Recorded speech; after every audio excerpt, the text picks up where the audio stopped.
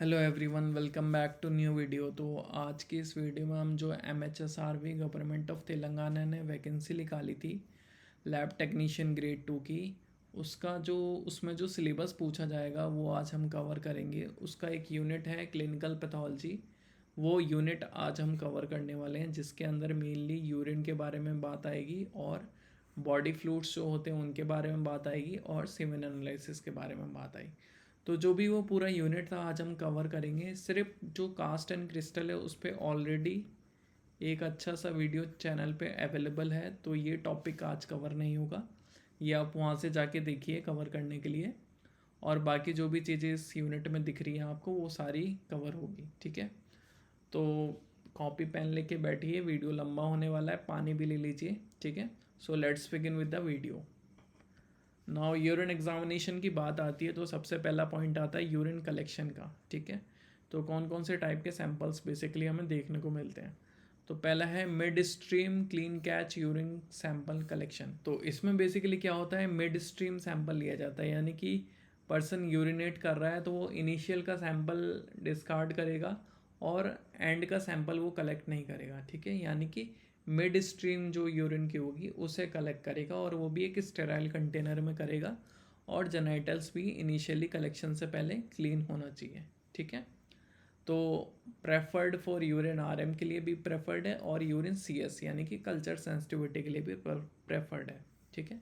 Second number पे आता है फर्स्ट मॉर्निंग यूरिन कलेक्शन, है ना। तो इसमें क्या है, ये आपका कॉन्सेंट्रेटेड होता है बेसिकली, क्योंकि रात से यूरिनेट नहीं किया है, तो ये प्रेगनेंसी टेस्टिंग के लिए प्रेफरेबल है, ठीक है। प्रेफरेबल फॉर प्रेगनेंसी टेस्टिंग, ठीक है। नाउ थर्ड नंबर पे आता है 24 hour urine collection. It is basically for urine protein, 24 hour urine protein करके सैंपल आता है। इसमें हम क्या है, एल्ब्यूमिन कॉन्सेंट्रेशन देखते हैं, ठीक है। फोर्थ नंबर पे है 3 ग्लास कलेक्शन।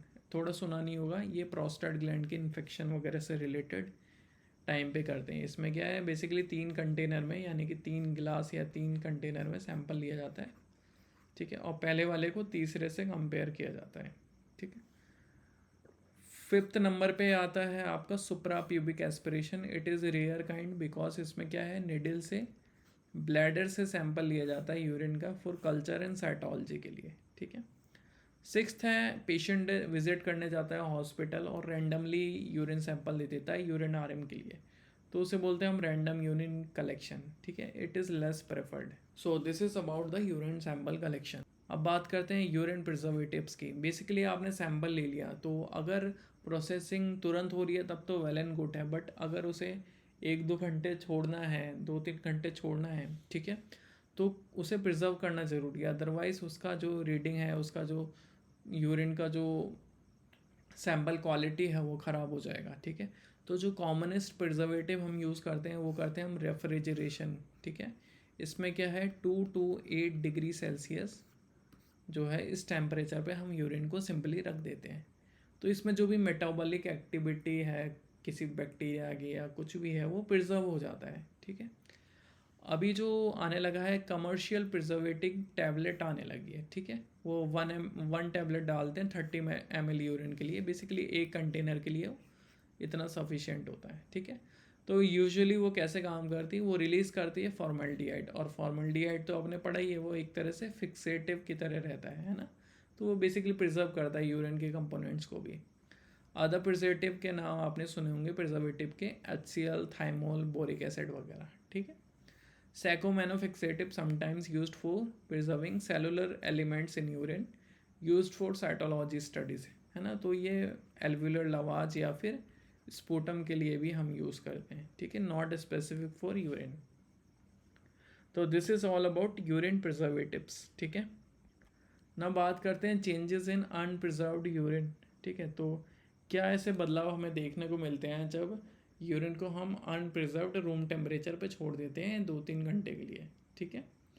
तो पहले तो फॉर्म्ड एलिमेंट क्या होता है, फॉर्म्ड एलिमेंट यानी कि उसमें जो भी सेल्स हैं या बैक्टीरियल कंपोजिशन या कुछ भी है, ठीक है, जो कि सॉलिड है, उस चीज़ का डिस्ट्रक्शन होने लगता है, ठीक है। कोई भी सेल्स है, एपिथेलियल सेल हो या फिर सिग्निफिकेंट डायग्नोस्टिक सेल्स हो, है ना, तो उनका डिस्ट्रक्शन होने लगेगा। दूसरा है बढ़ता क्या क्या है, पीएच बढ़ता है, बिकॉज कुछ बैक्टीरिया जिनके अंदर यूरिएज होता है, तो वो क्या करता है, हमारे यूरिन में यूरिया तो रहेगा ही, ठीक है, यूरिया को अमोनिया में कन्वर्ट करता है, जिसकी वजह से हमारा पीएच बढ़ जाता है। ओके, बैक्टीरियल कंसंट्रेशन इंक्रीज हो गया, बैक्टीरिया डिवाइड होंगे अनप्रिजर्व्ड यूरिन में, है ना।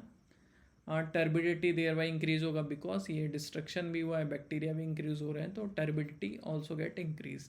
ठीक है, इससे क्वेश्चन आता है गाइस, डिक्रीज क्या क्या होगा। ग्लूकोज डिक्रीज होगा, बिकॉज ग्लूकोज जो भी है वो कंज्यूम कर लिया जाएगा बैक्टीरियाज के द्वारा ग्रोथ के टाइम। ठीक है, और कीटोन्स गाइस होती है हाईली वॉलेटाइल, ठीक है, तो वो एवेपरेट हो जाएगी, बेसिकली वो घुल थोड़ी हवा में जल्दी से, जैसे कपूर होता है ना वैसे टाइप की रहती है, तो जल्दी से वो गायब हो जाएगी हवा में, है ना। And urobilirubin and bilirubin are bile pigments, these are bile pigments. Okay, तो ये क्या होते हैं गाइस, ये लाइट सेंसिटिव होते हैं, लाइट सेंसिटिव रहते हैं। ठीक है, तो इन्हें भी बहुत टाइम तक आप ओपन में छोड़ देंगे तो ये भी डिग्रेड हो जाएंगे बेसिकली। ठीक है, तो इनका कॉन्सेंट्रेशन रिड्यूस हो जाएगा। तो ये चीज़ सिंपल कभी भी पूछ सकता है, क्या चीज़ इंक्रीज होगी तो क्या चीज़ डिक्रीज होगी। ठीक है, तो इस स्लाइड को याद रखिएगा। नेक्स्ट बात करते हैं फिजिकल एग्जामिनेशन पे, जिसमें हम पहले देखेंगे वॉल्यूम कितना रहा है यूरिन का। ठीक है, नॉर्मल डेली वॉल्यूम जो यूरिन पास करता है ये हेल्दी इंडिविजुअल, वो 800 से 2 लीटर यानी कि 2000 ml तक होता है। एवरेज है, जो नॉर्मल एवरेज रहता है वो 1200 से 1500 के बीच में रहता है, मतलब 1.5 लीटर के अराउंड रहता है। अब बात करते हैं कुछ टेक्निकल टर्म्स के, है ना। सपोज वो पर्सन यूरिन ही नहीं कर रहा है बिल्कुल भी, या फिर कर रहा है तो 100 ml से भी कम कर रहा है, मतलब बहुत कम कर रहा है, ना के बराबर, या नहीं कर रहा। ठीक है, तो उस कंडीशन को हम बोलते हैं एनोरिया। इससे क्वेश्चन आता है गाइस, ये चीज़ आप ध्यान रखिए, इन टर्म्स में से पक्का क्वेश्चन आएगा, बिकॉज यहाँ से पीजीआई चंडीगढ़ हो या एसजी पीजीआई एम्स, हर जगह कहीं ना कहीं क्वेश्चन पूछा जा चुका है। ठीक है, तो नो यूरिन आउटपुट है 24 आवर में, तो एनोरिया हो गया, बिकॉजली एब्सेंट ऑफ यूरिनेशन। ठीक है, यूरिन आउटपुट नहीं निकल रहा है। अभी क्या है, ये किस किस केस में हो सकता है, ट्यूबुलर नेक्रोसिस हो गई है, जो हमारे नेफ्रॉन्स होते हैं उसमें ट्यूब्यूल्स होते हैं, जिसमें रिजॉर्प्शन या यूरिन फॉर्मेशन का काम बेसिकली चलता रहता है। ठीक है, तो उसमें नेक्रोसिस सडन हो गई है, या फिर वो ख़राब हो गया है बेसिकली, या फिर कंप्लीट यूरिनरी ट्रैक्ट ऑब्स्ट्रक्ट हो गया है, जिसकी वजह से यूरिन पास आउट ही नहीं हो रहा है। ठीक है, तो उस कंडीशन को हम एनोरिया बोलते हैं। ठीक है, ओलिगोरिया मतलब लेस देन 400 ml पर 24 आवर यूरिन है, मतलब क्वांटिटी बहुत ज़्यादा कम है। ठीक है, तो उसे हम बोलेंगे ओलिगोरिया। ये कब होता है, फेब्राइल स्टेट, बुखार वगैरह है, इन्फ्लेमेशन है, ग्लोमेरुलर की इन्फ्लेमेशन है, या फिर कॉन्जेस्टिव कार्डियक फेलियर, या फिर डिहाइड्रेशन के केस में ओलिगोरिया देखा जाता है। ये लाइन से क्वेश्चन आएगा गाइस, याद रख लीजिए, लाइन से क्वेश्चन आता है, पूरी पूरी लाइन लिख दी जाती है और पूछा जाता है इस टर्म को क्या बोलते हैं।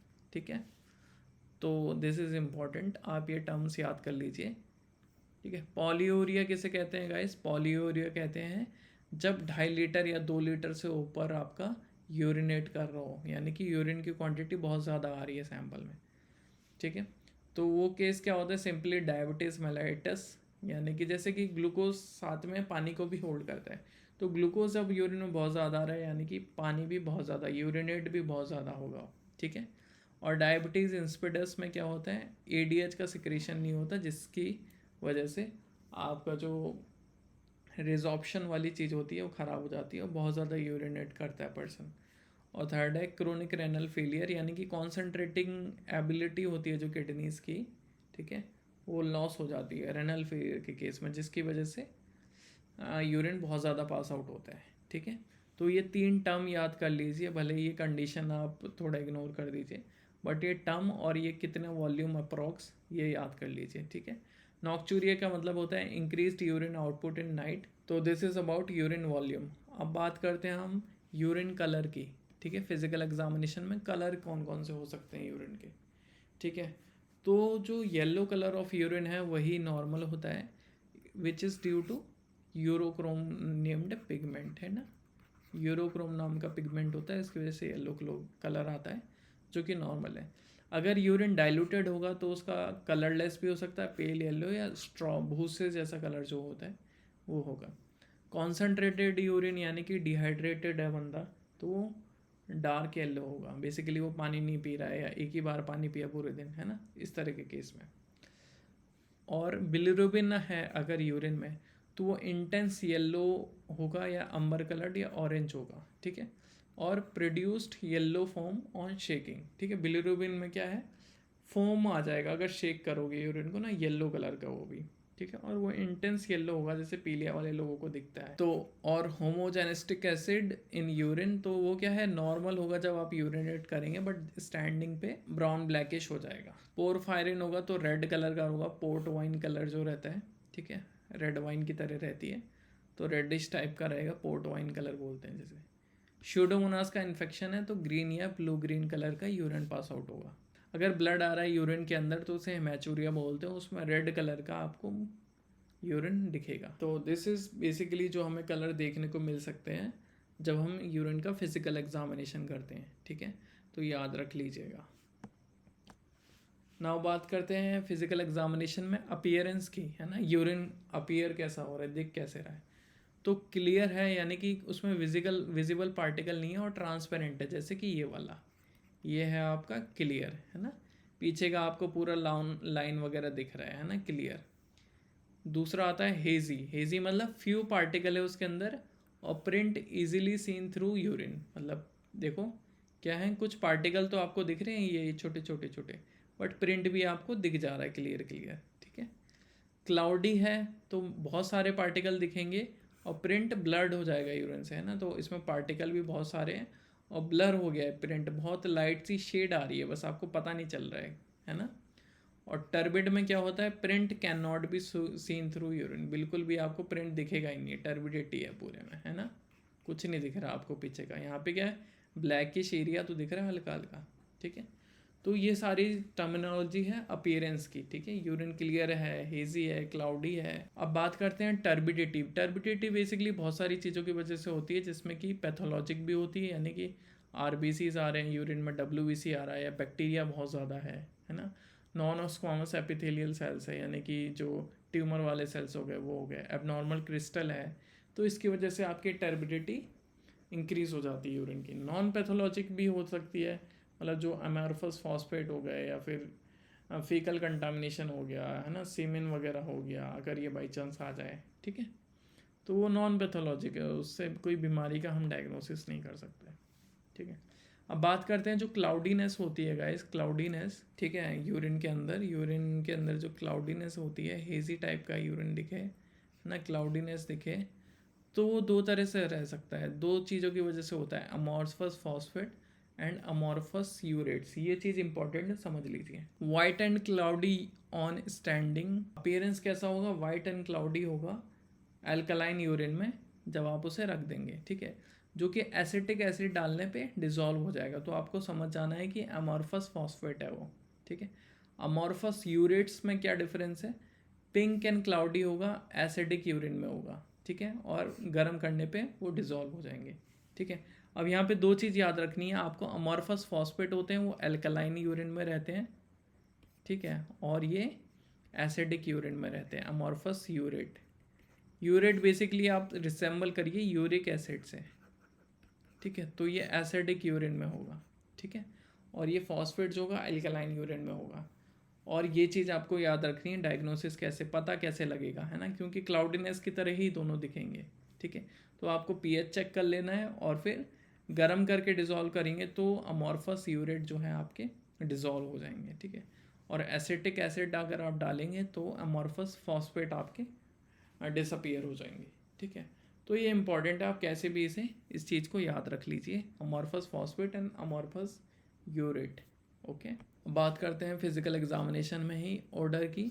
ओडर यानी कि जो हमारी स्मेल होती है, तो नॉर्मल जो यूरिन का स्मेल होता है वो होता है एरोमेटिक, एरोमेटिक कंपाउंड्स होते हैं, बेंजीन टाइप के, इस टाइप के जो कंपाउंड्स होते हैं, वैसे ही हमारा यूरिन कुछ फील होता है, ठीक है, स्मेल करता है, जो कि नॉर्मल होता है।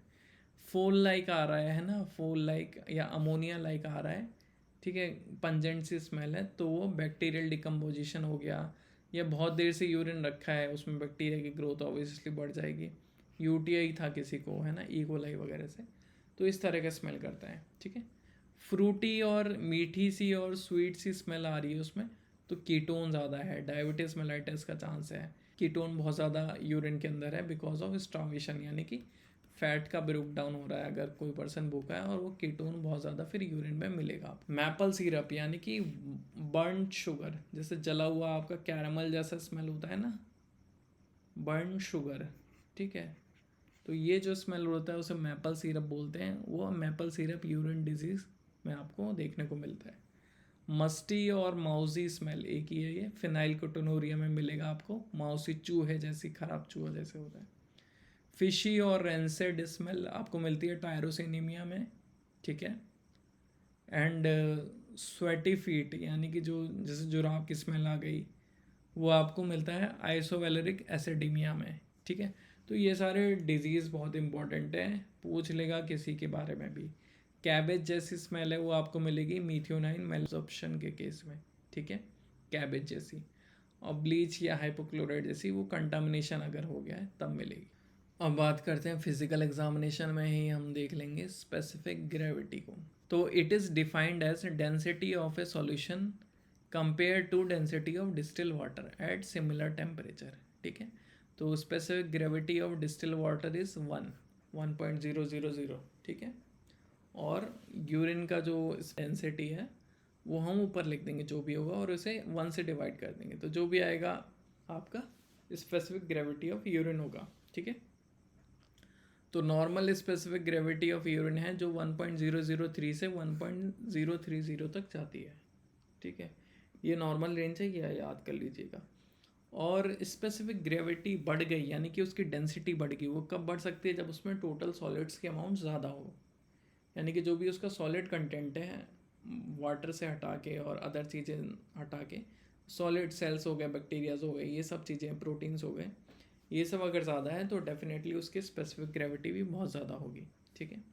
तो टोटल सॉलिड्स निकालने का फॉर्मूला है, अगर आपसे कभी पूछा जाए ग्राम पर लीटर में कि इतना यूरिन है, स्पेसिफिक ग्रेविटी है, तो उसमें टोटल सॉलिड्स कितना है, तो उसमें क्या है, आपको क्या करना है, last 2 digit of specific gravity, जैसे कि 1.020 में 20 आप ले लेंगे, इंटू में 2.66 से मल्टीप्लाई कर देंगे, तो जो भी आएगा आपका आपका टोटल सॉलिड्स आ जाएगा इसके अंदर। ऐसे क्वेश्चन भी पूछे जाते हैं बट कम पूछे जाते हैं। तो अब देखते हैं स्पेसिफिक ग्रेविटी वैल्यू के बारे में।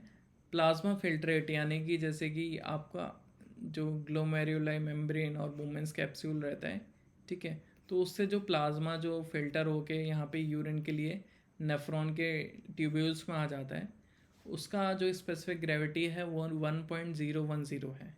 ये क्यों इम्पोर्टेंट है मैं अभी आपको बताऊंगा। नॉर्मल यूरिन का स्पेसिफिक ग्रेविटी यही रहता है 1.003 से 1.030 या 1.035, ठीक है, with average specific gravity falling between, इस एवरेज इतना रहता है, बट आप रेंज याद रखिए ये वाली, या 1.030 तक भी आप याद रख सकते हैं। नॉर्मल है, अलग अलग रहता है अलग अलग बुक्स में। पॉइंट बी है यहाँ पे आइसोथेन्यूरिक यूरिन, ठीक है। ये क्या होता है, जब आपकी जो स्पेसिफिक ग्रेविटी है वो फिक्स्ड है, यानी कि जो आपका प्लाज्मा निकला है यहाँ पे कॉन्सेंट्रेशन के लिए, वो वैसा का वैसा ही यूरिन में आ गया है ना, मतलब प्लाज्मा जो आपका फिल्ट्रेट है वही आपका यूरिन में आ गया, मतलब उसमें कुछ भी नहीं बदला, यानी क्या है, loss of कॉन्सेंट्रेटिक ability of kidney case में आपको बोला जाएगा क्रोनिक रेनल फेलियर, या फिर रेनल फेलियर का केस है ये। बिकॉज जो आपका प्लाज्मा यहाँ पे ग्लोमेरुलाई ने फिल्टर करके ट्यूब्यूल्स को दिया, वही ट्यूब्यूल्स ने सीधे डक्ट को दे के यूरिनेट में ब्लैडर वगैरह को दे दिया, तो इस चीज़ को बोलते हैं हम आइसोथेन्यूरिक यूरिन, ओके। अब आता है हाइपोएस्थेन्यूरिक यूरिन, ठीक है। तो इसमें क्या है, स्पेसिफिक ग्रेविटी 1.010 से कम हो जाएगी, ठीक है। और हाइपर एस्थेन्यूरिक यूरिन है जो स्पेसिफिक ग्रेविटी 1.010 से बढ़ जाएगी। अब बात करते हैं स्पेसिफिक ग्रेविटी बढ़ती भी है या घटती है, तो किन किन कंडीशंस में बढ़ सकती है, ठीक है। बढ़ेगी कब, restricted water intake and dehydration के केस में बढ़ेगी, है ना, यानी कि आपका वाटर इनटेक कम है डेफिनेटली, तो उसमें डेंसिटी इंक्रीज हो जाएगी, प्रोटीन वगैरह ऑटोमेटिकली हाई होगा, है ना, क्योंकि पानी कम है उसमें। प्रेजेंस ऑफ प्रोटीन, प्रोटीन भी बड़े मॉलिक्यूल्स होते हैं, यूरिन की कॉन्सेंट्रेशन हाई है यानी कि डेंस है urine. Low specific gravity of urine आपको कम मिलेगा, आपको मिलेगा पॉलीयूरिया के केस में यानी कि बहुत ज़्यादा आप यूरिनेट कर रहे हो, ठीक है, तो आपको बिकॉज वॉल्यूम ज़्यादा है तो ऑटोमेटिकली उसकी डेंसिटी रिड्यूस हो जाएगी, ठीक है। तो इस डायबिटीज़ मेलाइटस के केस में नहीं होगी बिकॉज उसमें ग्लूकोज आ जाता है, ठीक है। बट जो डायबिटीज़ इंसिपिडस वगैरह है, इंसिपिडस जो भी है, इस केस में आपकी स्पेसिफिक ग्रेविटी लो रहेगी बिकॉज इसमें बहुत वॉल्यूम हाई निकल रहा है बॉडी से यूरिन के तौर पे, ठीक है। हाई फ्लूइड इनटेक है तो ऑब्वियसली जब भी ज़्यादा फ्लूइड रहेगा तो उसमें सॉलिड्स की मात्रा कम होगी तो स्पेसिफिक ग्रेविटी डेंसिटी कम हो जाएगी, है ना। डायबिटीज इंसिपिडस मैंने बोला ही था। हाइपोथर्मिया के केस में भी स्पेसिफिक ग्रेविटी रिड्यूस हो जाती है, ठीक है। तो ये टर्म से आप याद रख सकते हैं इनको। बात करते हैं स्पेसिफिक ग्रेविटी मेजर कैसे करते हैं, ये इंपॉर्टेंट है, यहाँ से क्वेश्चन आ सकता है, ठीक है। तो इस तरह का इंस्ट्रूमेंट होता है, यूरिन का ड्रॉप डालते हैं, इसे क्लोज करते हैं, फिर ऐसे आंखों से देखते हैं, इस तरह का मीटर लगा रहता है, इससे आप स्पेसिफिक ग्रेविटी मेजर कर सकते हैं यूरिन की। इस इंस्ट्रूमेंट को बोलते हैं रिफ्रैक्टोमीटर, ठीक है। लाइट कितनी रिफ्रैक्ट हो रही है, रिफ्रैक्शन क्या है लाइट का, उस बेसिस पे ये काम करता है रिफ्रैक्टोमीटर, ठीक है। तो पहला इंस्ट्रूमेंट ये हो गया। दूसरा है यूरोनोमीटर जो सिंपल बुयांसी पे काम करता है आपका। बेसिकली क्या है, इसमें 0 to 60 तक रहती है मार्किंग, ठीक है। 1.000 हो जाएगा 1.060, ये आपका यहाँ पे स्पेसिफिक ग्रेविटी की रेंज बताता है ये, ठीक है।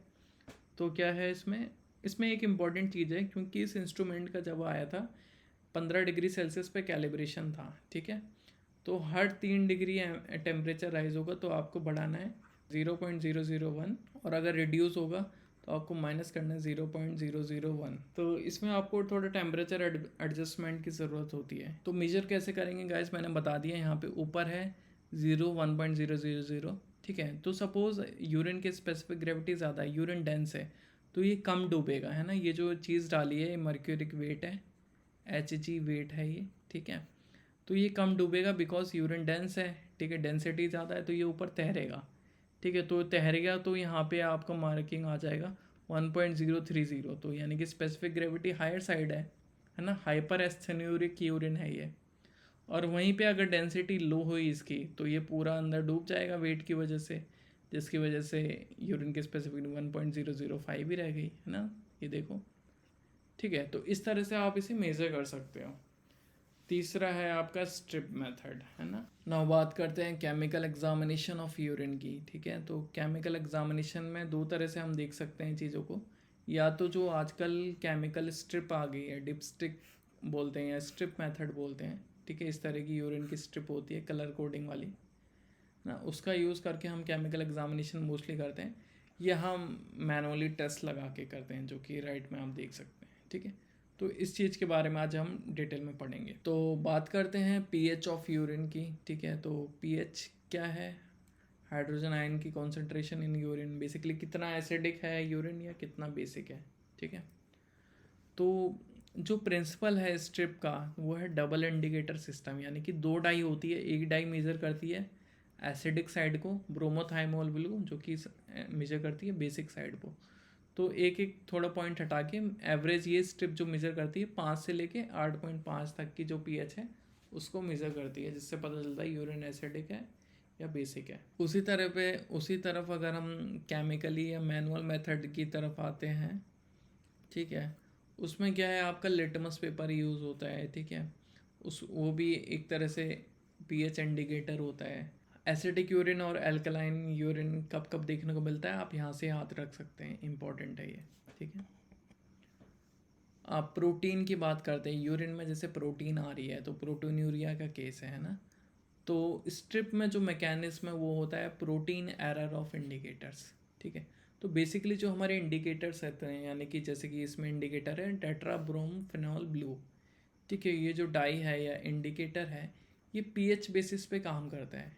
बट होता क्या है, जो एल्ब्यूमिन वगैरह रहते हैं, प्रोटीन्स वगैरह रहते हैं, वो भी इस इंडिकेटर का कलर चेंज कर सकते हैं, ठीक है। यानी कि वो भी आयंस या फिर जो पीएच वाली चीज़ें होती हैं वो छेड़ सकते हैं। The indicator is yellow in absence of protein, but जो पैड चेंजेस है, एबनॉर्मल अमाउंट ऑफ प्रोटीन अगर प्रेजेंट होगा तो ग्रीन टू ब्लू में कन्वर्ट हो जाएगा, ठीक है। तो इसको बोलते हैं हम प्रोटीन एरर ऑफ इंडिकेटर, यानी कि पीएच की ज़रूरत नहीं है हमें चेंज की, हाँ प्रोटीन हमारा वो काम कर दे रहा है जिसकी वजह से इंडिकेटर अपना कलर चेंज कर रहा है, ठीक है। और बाकी अलग मेथड है प्रोटीन मेज़र करना है तो सल्फोसैलिसिलिक एसिड है, ठीक है। ऑल प्रोटीन्स को मेज़र करेगा इंक्लूडिंग बेंस जोन्स प्रोटीन को। एसिड प्रेसिपिटेशन बेसिकली इसमें हो जाता है, ठीक है। और दूसरा होता है heat and acetic acid test, boiling test भी बोलते हैं, ठीक है। इसमें बेसिकली प्रोटीन को डीनेचर कर दिया जाता है हीट करके।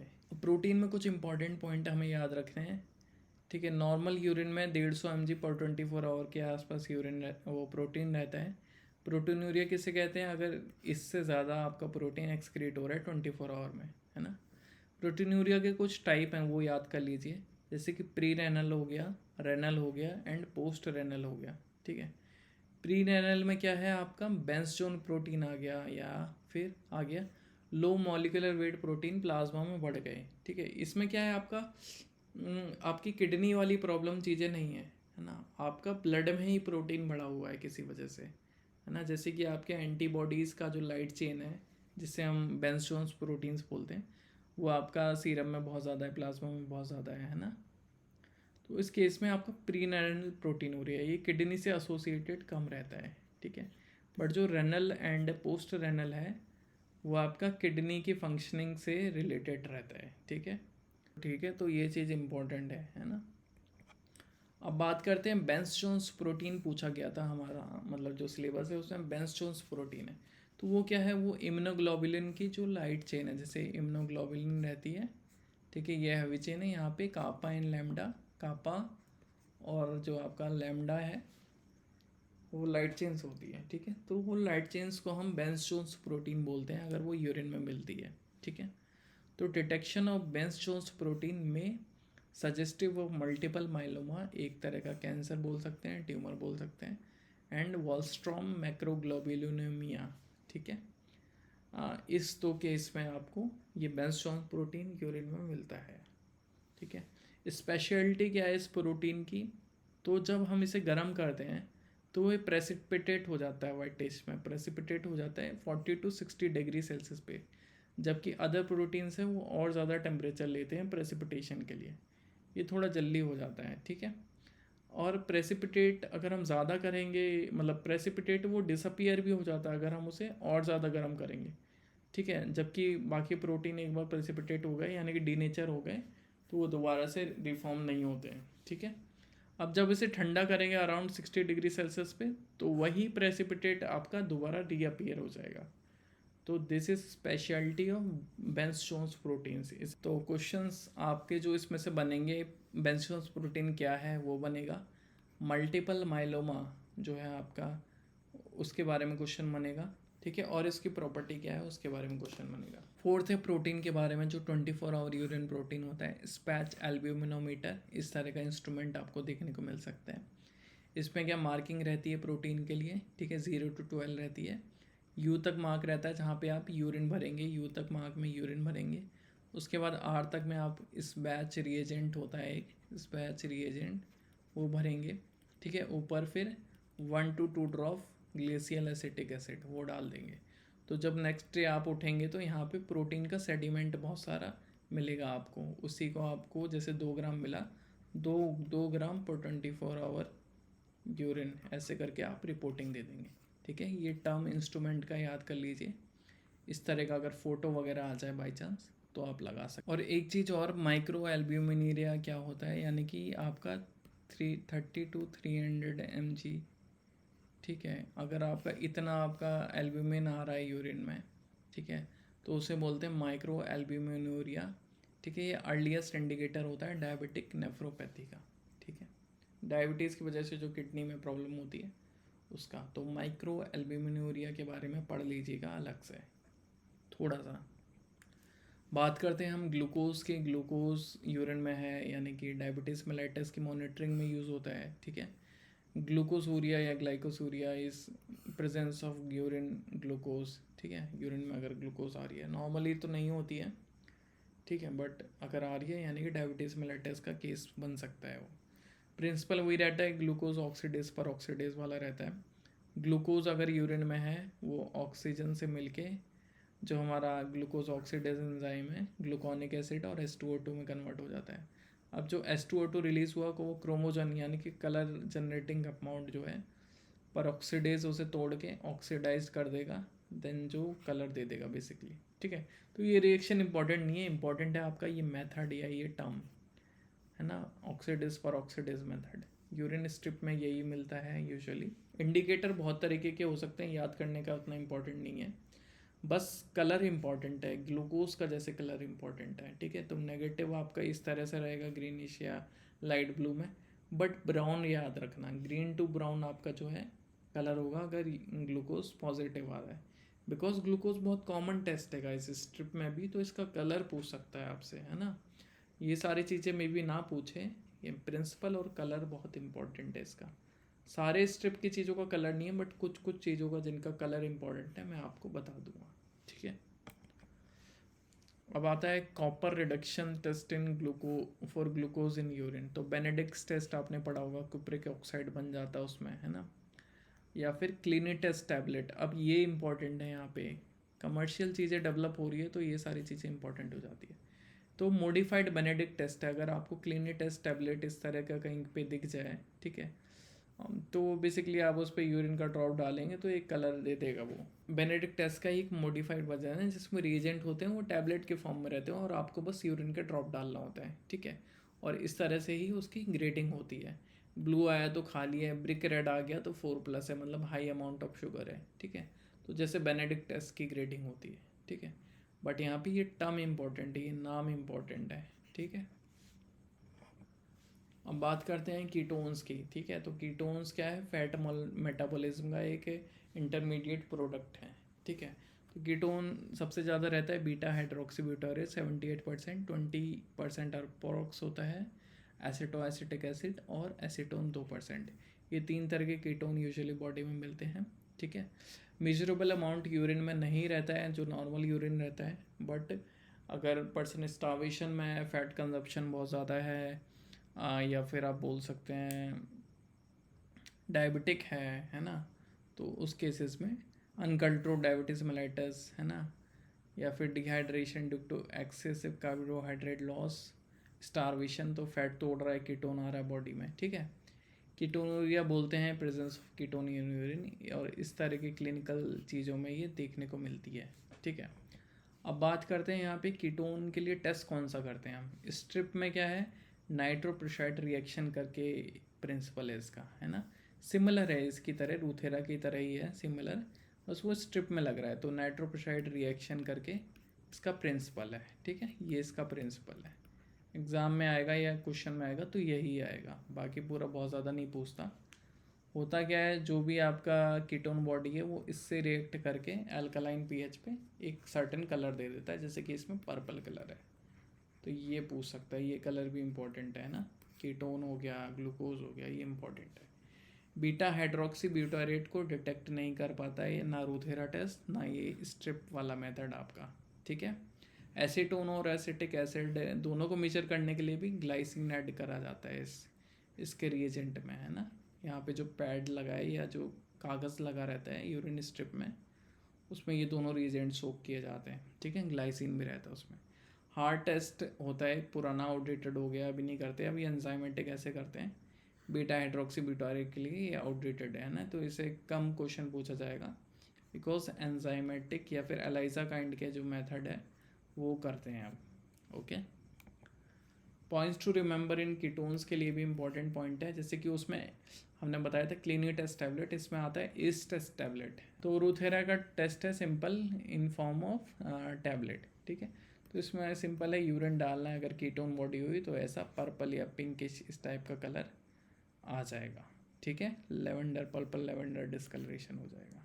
ठीक है, सेम उसी प्रिंसिपल पे काम करता है जिस पे आपका रूथेरा काम करता है। अभी क्या है, फेरिक क्लोराइड टेस्ट भी है, गेहार्ड टेस्ट बोलते हैं। Acetate react with ferric chloride to form red brown precipitate, it's only for acetoacetate. तो ये स्पेशल टेस्ट है गाइस, ये केमिकल टेस्ट है। स्ट्रिप का तो मैंने बता ही दिया आपको पीछे, बट ये कुछ स्पेशल टेस्ट भी है ना। Enzymatic acid for beta hydroxy butyrate ELISA kind के मेथड होते हैं जो एंजाइमेटिक ऐसे, वो रिकमेंडेड इस वाले के लिए, ठीक है। तो गेहार्ड टेक्स्ट आपने पढ़ लिया एसीटोएसीटेट के लिए। अब बात करते हैं यूरिन पिगमेंट्स की, जो बाइल पिगमेंट्स होते हैं यूरिन में, जैसे बिलिरुबिन या यूरोबिलिनोजन, ठीक है। तो बिलिरुबिन क्या है, एक ब्रेक डाउन प्रोडक्ट है हीमोग्लोबिन का, यूजुअली अनडिटेक्टेबल होता है यूरिन ऑफ नॉर्मल पर्सन में, ठीक है। Presence of bilirubin in urine is called bilirubinuria, ठीक है। अभी detection of bilirubin in urine along with urobilinogen is helpful in differential diagnosis of jaundice. कौन से टाइप का जॉन्डिस है, जॉन्डिस है नहीं है, इस चीज़ के लिए bilirubin along with urobilinogen important है, ठीक है। तो कॉमन टेस्ट क्या है, फोम टेस्ट मैंने बताया था, यूरिन है और उससे आप शेक कर दोगे, बिलिरुबिन होगा तो येलो फोम आ जाएगा, ठीक है। तो वो टेस्ट तो है ही। मेलिन्स टेस्ट, गेमेलिन टेस्ट जो भी है ये कर सकते हो, लिगोल्स आयोडीन टेस्ट कर सकते हो आप, एंड फॉचेट टेस्ट कर सकते हो, ठीक है। बाइल पिगमेंट के लिए जो रहता है आपका, बिलिरुबिन हमारा ऑल्सो एक बाइल पिगमेंट है, यूरोबिलिनोजन भी है, ठीक है। तो जो फॉचेस टेस्ट है बाइल पिगमेंट के लिए वो हम कैसे करते हैं, तो फॉचेट टेस्ट है, इसमें हम क्या करते हैं, बेसिकली यूरिन लेते हैं, उसमें बेरियम सल्फेट डालते हैं, ठीक है, उसे मिक्स करते हैं बहुत ज़्यादा, है ना, और उसे फिर सेंट्रीफ्यूज करके फ़िल्टर कर लेते हैं। अब जो फ़िल्टर पेपर पे जो फ़िल्ट्रेट आया है ऐसे करके, जो हमने मिक्स करके जो फ़िल्ट्रेट निकला हमारा, है ना, उसे फ़िल्टर पेपर रखा और फॉचेट हमने रिएजेंट डाला, ठीक है। तो इस तरह का ब्लू ग्रीन प्रेसिपिटेट बन गया, यानी कि बाइल पिगमेंट या फिर बिलिरुबिन प्रेजेंट है, ठीक है। तो दिस इज़ फॉचेट टेस्ट, ठीक है। बाइल बिलिरुबिन के लिए भी एक और इम्पॉर्टेंट चीज़ है, इक्टो टेस्ट करके आती है। इक्टो से आप कैसे याद रखेंगे, इक्टेरिक होता है ना ये बिलिरुबिन के केस में, ये जॉन्डिस जो होता है इक्टेरिक होता है, तो बिलिरुबिन से ही होता है। तो इक्टो टेस्ट करके जो ये टैबलेट है ये काम करती है, इस पर सिंपली यूरिन आपको डालना है, बस एक अलग सा कलर दे देगा एक, है ना, ये डार्क ब्लैकिश और ब्राउनिश टाइप का। तो स्ट्रिप टेस्ट का प्रिंसिपल क्या है, बिलिरुबिन होता है बेसिकली अगर यूरिन में होगा तो, और बाकी जो ये जो पैड्स लगे होते हैं, कागज़ लगे होते हैं, डायाजोनोमियम साल्ट होता है उसमें, है ना, जब ये दोनों मिलते हैं तो एजोडाई में कन्वर्ट हो जाता है, जो कि ब्राउनिश रेड है, ठीक है। तो इस तरह का कलर आपका आ जाता है, इसका कलर इंपॉर्टेंट नहीं है। Only conjugated bilirubin is excreted in urine, ठीक है। तो जो हमारा मोर सेंसिटिव है वो इक्टो टेस्ट है, यानी कि जो लेटेस्ट वाला टैबलेट वाला है, और लेस सेंसिटिव है वो रिएजेंट स्ट्रिप है विद डायोजो रिएजेंट। अब करते हैं बात बाइल सॉल्ट की या बाइल एसिड्स की। देखो कोई भी वेसल है ना, अगर सपोज उसे फ्लो होने में प्रॉब्लम है तो वो सराउंडिंग टिश्यू से लीच आउट होके ब्लड वेसल में आ जाएगा, ठीक है। ब्लड वेसल में आ जाएगा तो फिर आपका यूरिन में भी आ जाए, बिकॉज ब्लड ही तो फिल्टर होके किडनी से जाता है, तो फिर वो चीज़ यूरिन में भी आ जाएगी बाइल सॉल्ट, ठीक है। तो प्रिंसिपल क्या है यहाँ पे हे सल्फर टेस्ट का, ठीक है। Bile salt reduces surface tension of urine and sulphur powder sinks to bottom, ठीक है। सल्फर पाउडर है आपका बॉटम में चला जाएगा, जैसे कि इस केस में नीचे सल्फर पाउडर चला गया, यानी कि इसमें प्रेजेंस ऑफ बाइल सॉल्ट है, जबकि इस वाले यूरिन में, है ना, बाइल सॉल्ट अपसेंट है, इसलिए सारा का सारा सल्फर पाउडर ऊपर है, इसमें क्या नीचे चला गया, ठीक है। तो इसे बोलते हैं सल्फर टेस्ट। अब बात करते हैं यूरोबिलिनोजन के बारे में, ठीक है। तो it is also kind of bile pigment, ठीक है। अब क्या है, conjugated bilirubin excreted into duodenum through bile is converted by bacterial action to urobilinogen in intestine, ठीक है। तो कॉन्जुगेटेड बिलिरुबिन से यूरोबिलिनोजन बनता है डिओडोनम के थ्रू, जब उस पर बैक्टीरिया कुछ काम करते हैं। तो इसका जो रिएजेंट स्ट्रिप का प्रिंसिपल है एल्ड्रिच एल्डिहाइड रिएक्शन, ठीक है। इसमें जो टेस्ट एरिया ये वाला एरिया इम्प्रेग्नेंट होता है पैराडाइमेंडाइल एमिनोबेंजल्डिहाइड से, जिसे हम एल्ड्रिच रिएजेंट भी बोलते हैं, जो कि यूरोबिलिनोजन से रिएक्ट करके रेड और पिंक कलर दे देता है, इसका कलर इंपॉर्टेंट है, ठीक है। इस तरह से रेडिश पिंकिश कलर दे देता है, ये कंपाउंड रहता है। ये कंपाउंड भी रेयरली पूछते हैं बट पूछ लेते हैं, ज़्यादातर ये चीज़ पूछते हैं, ठीक है। तो दिस इज़ यूरोबिलिनोजन। अब बात करते हैं यूरिन के अंदर ब्लड है तो उस चीज़ को हम बोलते हैं इंटैक्ट आरबीसी है तो ये मैचोरिया बोलते हैं, हीमोग्लोबिन है तो हीमोग्लोबिनूरिया बोलते हैं, ठीक है। अभी इसकी भी प्रिंसिपल जो है वो इम्पोर्टेंट है। इसमें स्ट्रिप में जो प्रिंसिपल लगती है वो उसे हम बोलते हैं स्यूडो पेरोक्साइडेज प्रॉपर्टी ऑफ HB और मायोग्लोबिन, है ना। स्यूडो पेरोक्साइडेज प्रॉपर्टी होता क्या है, हाइड्रोजन पेरोक्साइड हो रहता है, ठीक है, और एक कोई भी कलर जनरेटिंग कंपाउंड रहता है, ठीक है, जो कि स्ट्रिप होती है उसके अंदर, है ना। अभी क्या है, स्यूडो पेरोक्साइडेज है, मतलब एक्चुअली में पेरोक्साइडेज प्रेजेंट नहीं है, बट हीमोग्लोबिन और मायोग्लोबिन की प्रॉपर्टी झूठा दिखावा कर रही है, स्यूडो दिखावा कर रही है कि मेरे पास पेरोक्साइडेज जैसी एक्टिविटी है, ठीक है। तो वो क्या करता है, उस एक्टिविटी की वजह से उसे ऑक्सीडाइज कर देता है और ब्लूइश ग्रीन कलर का पिगमेंट आता है, ठीक है। तो this is how we detect blood in urine, ठीक है। तो ब्लूइश ग्रीन कलर हो जाता है। कलर समटाइम्स इम्पॉर्टेंट है, याद कर भी सकते हो, नहीं भी, ये प्रॉपर्टी इम्पॉर्टेंट है।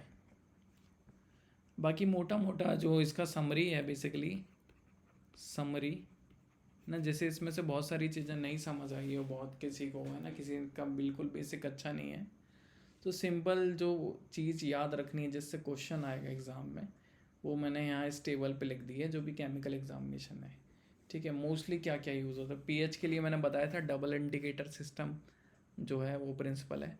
प्रोटीन के लिए प्रोटीन एरर ऑफ इंडिकेटर, यानी कि पीएच से छेड़छाड़ की बजाय प्रोटीन ही हमारा इंडिकेटर का कलर चेंज कर रहा है, ठीक है। ग्लूकोज है आपका, यानी कि जीओडी पीओडी मेथड।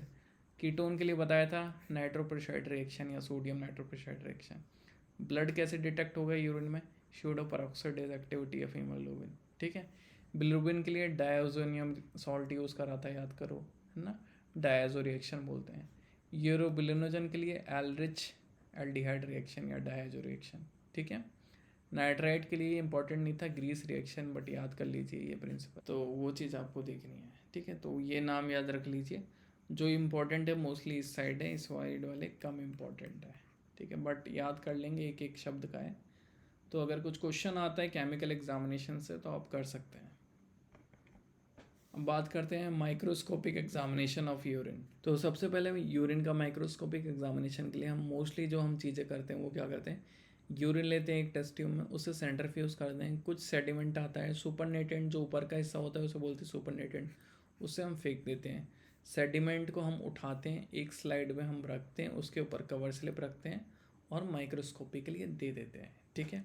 उसमें हमें क्या क्या दिखता है वो सारी चीज़ें हम डिस्कस करेंगे।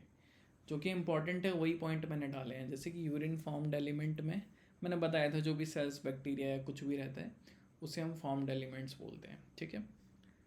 तो RBCs appear as colourless disc, है ना, या तो वो कलरलेस डिस्क की तरह अपीयर होगी, ठीक है, और एस गोस्ट सेल्स, है ना, जिसका हीमोग्लोबिन डीनेचर हो चुका है या निकल चुका है, खाली खाली होलो सेल्स की तरह अपीयर होगी, है ना, गोस्ट सेल्स बोलते हैं। तो RBCs एज गोस्ट सेल्स ये आपको यूरिन में दिख सकता है। Increased WBC in urine means pyuria, ठीक है। Glitter cells are WBC with Brownian movement of granules, है ना। सपोज WBC है, उनके जो ग्रेन्यूल्स है वो उनमें ब्राउनियन मूवमेंट हो रहा है, ठीक है, तो उसको बोला जाता है ग्लिटर सेल, ग्लिटरिंग हो रही है उसमें, है ना, चमक हो रही है। Neutrophil are most abundant WBC in urine, ठीक है। तो ये पॉइंट है जो बहुत इंपॉर्टेंट है, अगर क्वेश्चन बनेगा तो इन्हीं में से बन जाएगा। यहाँ पे पॉइंट नंबर C है स्क्वामस एपिथेलियल सेल। तो लार्जेस्ट सेल जो हमारे होते हैं वो एपिथेलियल स्क्वामस एपिथेलियल सेल ही होते हैं, ठीक है। RT सेल यानी कि रेनल ट्यूबुलर एपिथेलियल सेल्स, ठीक है। मोस्ट सिग्निफिकेंट सेल होते हैं ये जिनसे डायग्नोसिस बन सकती है किसी चीज़ की, यानी कि ट्यूबुलर नेक्रोसिस वगैरह की डायग्नोसिस बन सकती है, ठीक है। इसमें क्या है, बबल सेल्स दिखते हैं, दो तरह के होते हैं ये सिग्निफिकेंट, बबल सेल्स या Oval fat bodies. Oval fat bodies को अगर पोलराइज्ड में देखोगे तो माल्टीज क्रॉस अपीयरेंस दिखता है इस तरह का, ठीक है। तो ये क्वेश्चन पूछा जा सकता है ना, ये पॉइंट इंपॉर्टेंट है, किसी भी तरह से इस चीज़ को आप याद रखिए। मोस्ट कॉमन पैरासाइट है जो यूरिन में वो T. वैजिनलिस रहता है, यूजुअली फीमेल्स के केस में।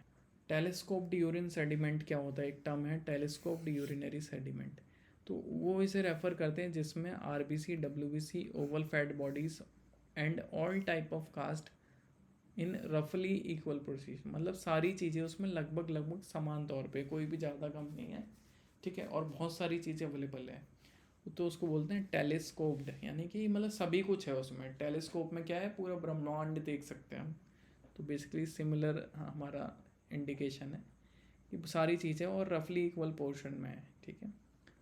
तो ये टेलीस्कोप यूरिन सैंपल आपको कब देखना मिलता है, ल्यूपस वगैरह नेफ्राइटिस के केस में मिलता है, मैलिग्नेंट हाइपरटेंशन है ना, या इन्फ्लेमेशन के केस में मिलता है, ग्लोमेरुलस के, ठीक है। स्पम्स जो हैं वो देखने को मिल सकते हैं, रेयरली सीन है, सेक्सुअल इंटरकोर्स अगर इन्वॉल्व नहीं है तो नहीं मिलेंगे स्पम, ठीक है। या मेडिकल लीगल MLC जो होते हैं, मेडिकल लीगल केसेस, उसमें स्पम देखने को मिल सकते हैं, ठीक है। Microfilaria they may be seen in urine in chyluria due to rupture of urogenital lymphatic vessel, ठीक है। तो ये भी रेयर है। तो जो ऊपर जो मैंने पॉइंट बताए हैं इनमें से कुछ ना कुछ क्वेश्चन बन सकता है आपका, ठीक है। बेसिकली यहाँ पे क्या है, ऑर्गेनिज्म यूरिन में कौन कौन से मिल सकते हैं, बैक्टीरिया यूजुअली बहुत सारे रहते हैं, ठीक है। यीस्ट, फंगस जो है आपका रहता है, ठीक है। ट्राइकोमोनास वेजिनलिस, टी वेजिनलिस, है ना, ये आपका रहता है। डी, एग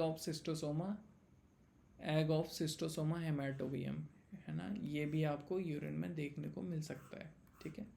तो ये याद रखिए, ये टर्म पूछा जा सकता है कि यूरिन में कौन सा मिलने को मिल सकता है, ये मोस्ट कॉमन पैरासाइट। तो यूरिन का लगभग मोटा मोटा जो चीज़ें इंपॉर्टेंट था वो मैंने कवर करा दिया है, ठीक है। अब एक एक चीज़ बहुत ज़्यादा डिटेल में बताऊंगा तो मे बी वीडियो एक ही टॉपिक मतलब 4-5 घंटे का हो, ठीक है। तो उतना हमारे पास टाइम भी नहीं है, और जो जो इम्पोर्टेंट था वो मैंने उसमें बता दिया है। अभी बात करते हैं इंपॉर्टेंट बॉडी फ्लूइड्स की, जैसे कि साइनोवियल फ्लूइड हो गए, या फीसिस, या CSF एग्जामिनेशन, ठीक है। तो एक एक करके इनके बारे में बात कर लेते हैं। जो भी क्वेश्चन जहाँ से बन सकते हैं वही चीज़ें मैंने रखी है, फालतू में तो वरना एक टॉपिक ही फिर आपका 10-20 स्लाइड का होता है, ठीक है। तो साइनोवियल फ्लूइड के बारे में देखिए, it is pale yellow to colourless होता है यूजुअली, जो नॉर्मल रहता है, ठीक है। अपीयरेंस क्लियर रहता है। विस्कोसिटी इसकी बहुत हाई होती है ड्यू टू हाइलोनोरिक एसिड, जो कि सिक्रेट करा जाता है वी साइनोवियोसाइड से, ठीक है। तो विस्कोसिटी ऑब्वियसली हाई होती है बिकॉज शॉक एब्जॉर्बिंग भी करते हैं, जैसे जॉइंट के बीच में रहता है ना वो साइनोवियल कैविटी में, ठीक है। तो फ्लूइड शॉक एब्जॉर्बर की तरह भी काम करता है, ठीक है। तो विस्कस रहेगा ऑब्वियसली वो। स्ट्रिंग साइन हमें देखने को मिलता है बिकॉज फॉर्म से long string 2.5 to 5 centimetre, suppose यहाँ पे फ्लूइड पड़ा है और हमें एक लूप से देखेंगे तो एक लंबी सी स्ट्रिंग मिलेगी 2.5 to 5 सेंटीमीटर तक की, है ना, एक अगर हम लूप से उसे उठाने की कोशिश करें, ठीक है। तो ड्यू टू हाई विस्कोसिटी, ठीक है।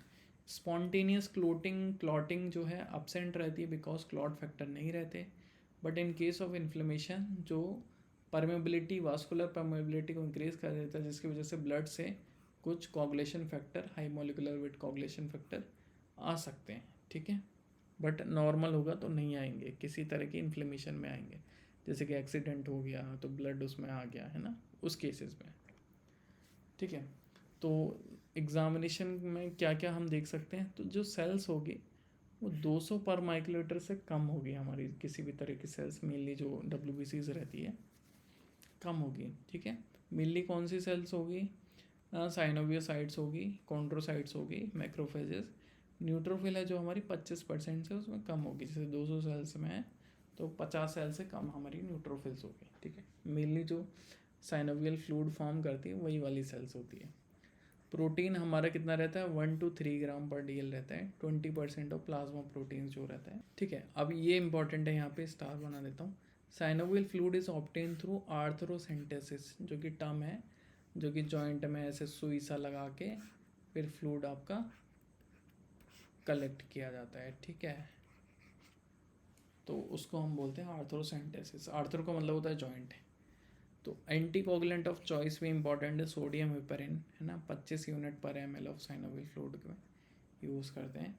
मैंने बताया नेचुरली क्लॉटिंग नहीं होगी, बट इन केस अगर कंटामिनेशन है, यानी कि लीक आउट हो गया blood due to injury, due to inflammation, तो आपको एंटीकोगुलेंट की ज़रूरत पड़ सकती है, ठीक है। म्यूसिन क्लॉट टेस्ट भी करते हैं फॉर असेसिंग विस्कोसिटी। अब यहाँ पे जो चीज़ इंपॉर्टेंट है वो मैंने लिख दी है। 2 तरह के क्रिस्टल इसमें इंपॉर्टेंट है, एक कॉज करता है गॉट, है ना, बेसिकली गॉट क्या है, डिसऑर्डर है, प्योरिन मेटाबॉलिज्म है। प्योरिन मेटाबॉलिज्म का एंड प्रोडक्ट रहता है गाइस यूरिक एसिड। ये सिंपल ये चीज़ भी पूछ सकते हैं, प्यूरिन मेटाबॉलिज्म का प्रोडक्ट यूरिक एसिड है, ठीक है। तो हाइपर यूरिसीमिया होता है, तो उसमें कुछ क्रिस्टल फॉर्म होते हैं साइनोविल फ्लूइड में मोनोसोडियम यूरेट नाम के। तो बेसिकली ये मोनोसोडियम यूरेट है वो गॉट कॉज करते हैं, ठीक है, ये क्रिस्टल।